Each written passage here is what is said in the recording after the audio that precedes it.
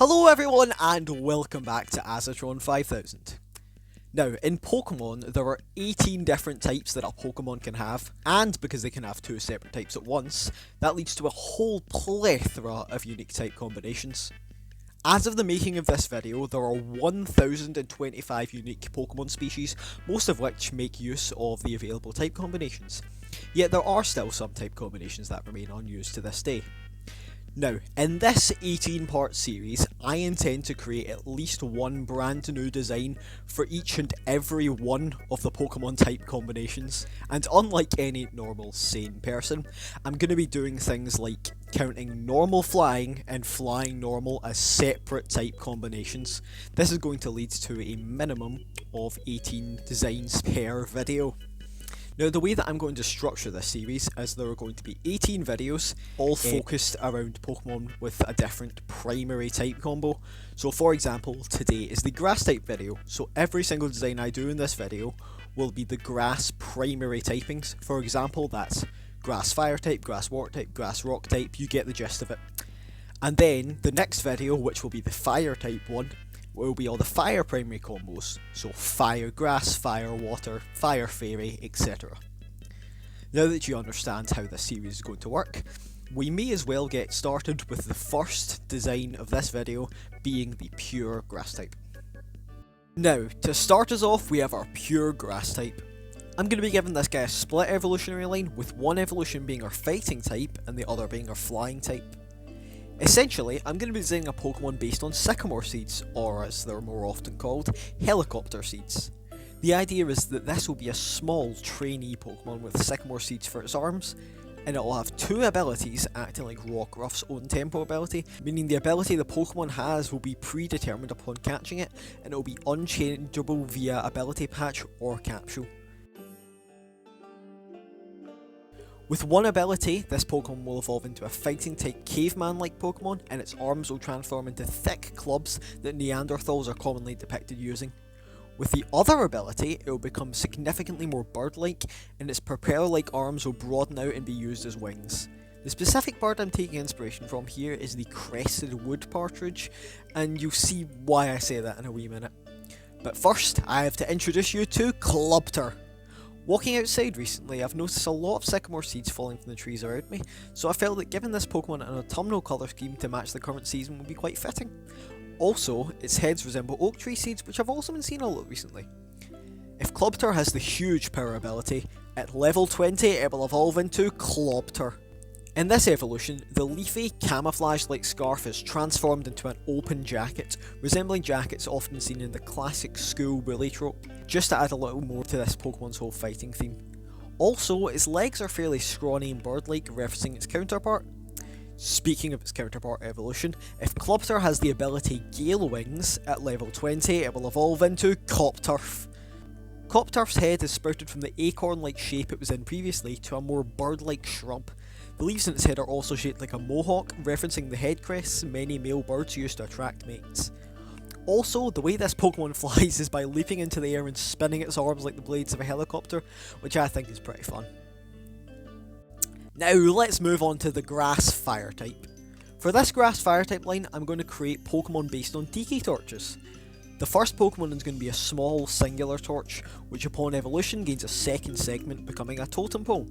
In its final stage, however, it substitutes its fire typing for the ghost type, and reveals that the actual Pokemon was the possessed flame all along. Simply using the wooden body as a puppet, in this state it will have two forms, one where it still inhabits its totem pole body, and another where the spirit leaves and uses the totem pole as a weapon. Allow me to introduce you to Tikoku. The red markings above its head resemble the markings seen in the Tapu legendaries of Alola, particularly Tapu Bulu, as that region is based on Polynesia, which is where the Tiki statues originated. At level 25, Tikoku evolves into Tokoku. I had a really hard time trying to make the flames match with the Pokemon art style, and I eventually just settled on this look. I'm still not entirely satisfied with the way they look, but if you guys have any tips on how I can improve them, let me know in the comments. Finally, upon using a Dusk Stone, Tokoku evolves into Torture. That name probably wouldn't slide for an actual Pokemon, but I don't work at Game Freak, so anything really goes here. Its new ability, Clobber Flare, causes it to switch forms when using a physical or special move. Its physical and special defense and attack stats switch between the forms, with it being more physically resistant in its totem and more specially resistant in its spirit form. Now, to complete the starter typings, it's time we move on to our water type.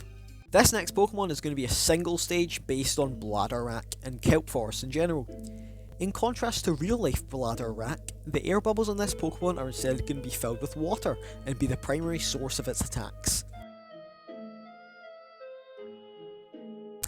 This is Kelpop, the Sea Forest Pokemon. The dex entry I gave it is in reference to the real life issue of swarms of urchins destroying Californian kelp forests. Due to a decrease in the sea otter population, not many animals have been eating these dangerous urchins, and thus causing them to increase in numbers. It's really quite sad to see them eat the kelp forests because they're fantastic homes for many aquatic creatures. Now, this Pokemon's shiny is inspired by the colour scheme of Skelp, so in a game I could see Skelp camouflaging in with these guys. Now it's time to move out of the starter typings and kick us off with the bug.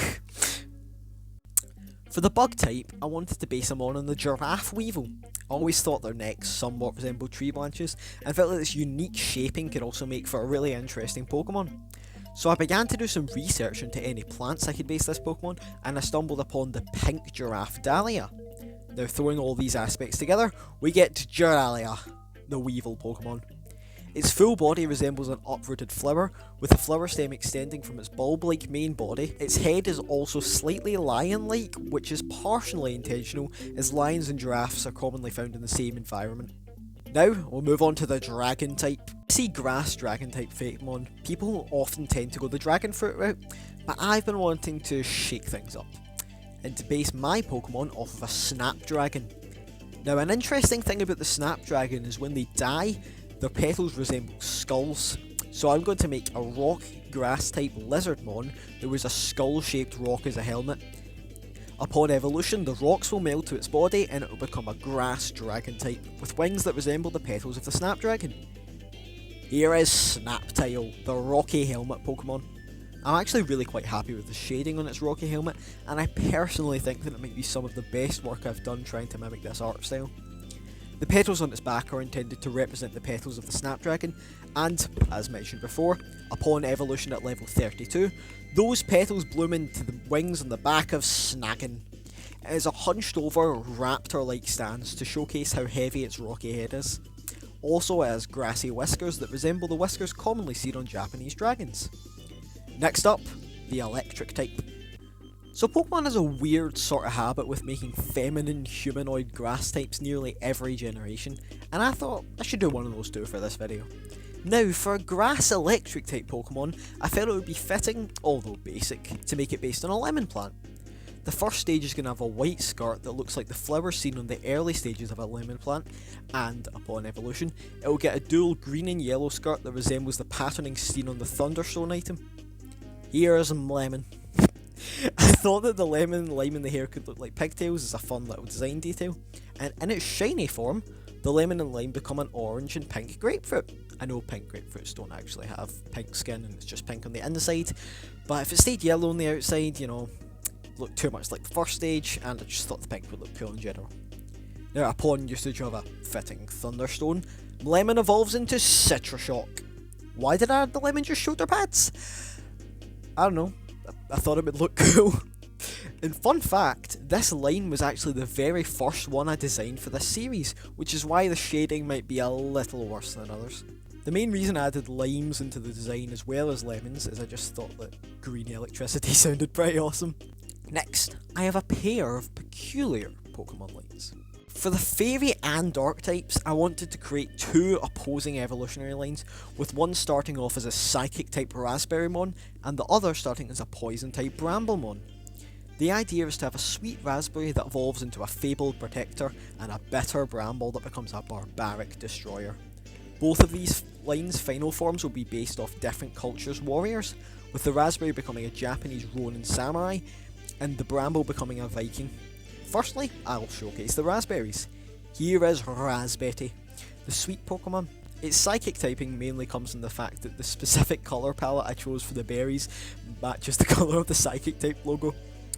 Also, its shiny form is based on yellow raspberries.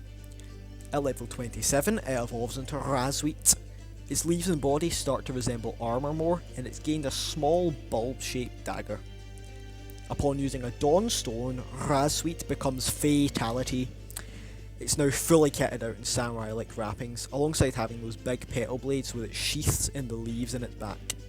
The talismans hanging from its head petals coincide with its new ability, Plague Punisher, making all of its attacks, no matter the typing, deal super effective damage against Ghost and Dark type Pokemon. And for the counterpart Bramble line, here is Rackberry. It clearly resembles Raspberry, but has significantly more jagged edges alongside the crimson trim on its leaves. Its shiny has the light green coloration that brambles take on when they begin growth. Upon evolution, it gets a small thorny axe, and once again gains those armour-like leaves. This entire line's personality is spurred on from it being forsaken in its initial stage and going insane in its final. Speaking of its final, this is Barbarian. I know actual Vikings didn't have those horns on their helmets, but I still wanted to represent that misconception by giving it spikes shaped like horns. Its new ability, Peace Purger, makes all of its moves super effective against fairy and fighting type moves, acting as an antithesis to Fatality's ability. And now for our next typing, the ground type. For the ground typing, I decided to do something a little unconventional. I'm going to be creating an oil Pokemon. Okay, it isn't just an oil Pokemon. This line is based on the Inky Cat Mushroom, which is a really intriguing marvel of nature to me. Despite the base stage being ground type 2, this Pokemon's typing kicks into full swing when it evolves, gaining layers of sediment adorned with fossils climbing up its mushroom stem. This is Incrude. The bright yellow eyes and spots make it look rather spooky, almost like something you'd see in the deep sea, which is also why it has its tentacle-like arms. Its mushroom cap is also shaped to resemble a bell hat, just for funsies. When levelled up with a fossil Pokemon in the party, Incrude evolves into Sediment. This design is heavily inspired by the cliff area in Donkey Kong Country Returns, mainly because of a huge nostalgia factor I have for that game. Plus, the monochrome and skinny limbs of this Pokemon's upper body make it look almost skeletal, playing into the ground typing's association with bones. And next is what might be one of the most creative designs I've ever made. It's a mop. Yep, I've made a mop Pokemon. I sat down and thought to myself, what's the most normal thing I could turn into a grass type? And all I came up with was Mop. Now, this Pokemon isn't entirely uninspired. You know those sort of heaps of dead grass you sometimes see when hiking in the mountains? This guy's one of those.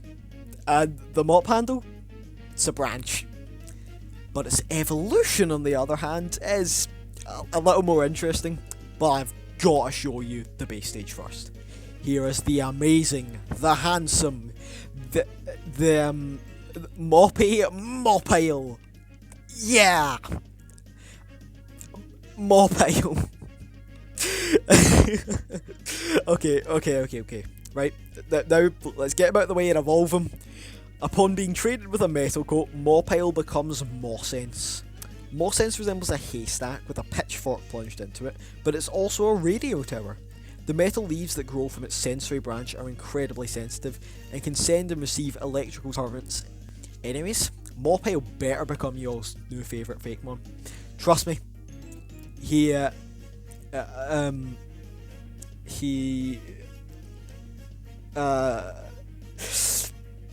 Okay, let's move on to the final typing. The Ice type. For this one, I want to do something a little special. I'm going to create an Ultra Beast based on Freezing Rain. Ultra Beasts are meant to be weird, and sort of not even really Pokemon-like, so this one is essentially going to be a stickman piloting an ice mech. Now, Freezing Rain is a phenomena where water freezes over tree branches, causing them to be encased in ice. This can occasionally be harmful to the trees, as the ice weighing them down causes the branches to snap and fall off. Now allow me to present to you the final design of this video, UB Artery Phase Glass. This Pokemon doesn't have an actual mouth, so it consumes its prey by freezing their bodies and sucking all of their organs out through the tiny holes in the edges of its thin wooden veins. Anyways, thank you all so much for watching this video. It took way longer than anticipated to make, and I really do apologise for delaying it so much. Well, with this one out of the way, this series is officially kickstarted. The next video will be the fire type one, so make sure to catch it whenever it comes out. Hopefully within the next 18 years. Yep! Alrighty folks, I've been Aaron from the Azatron 5000 channel, and I'll catch you all later. Bye bye!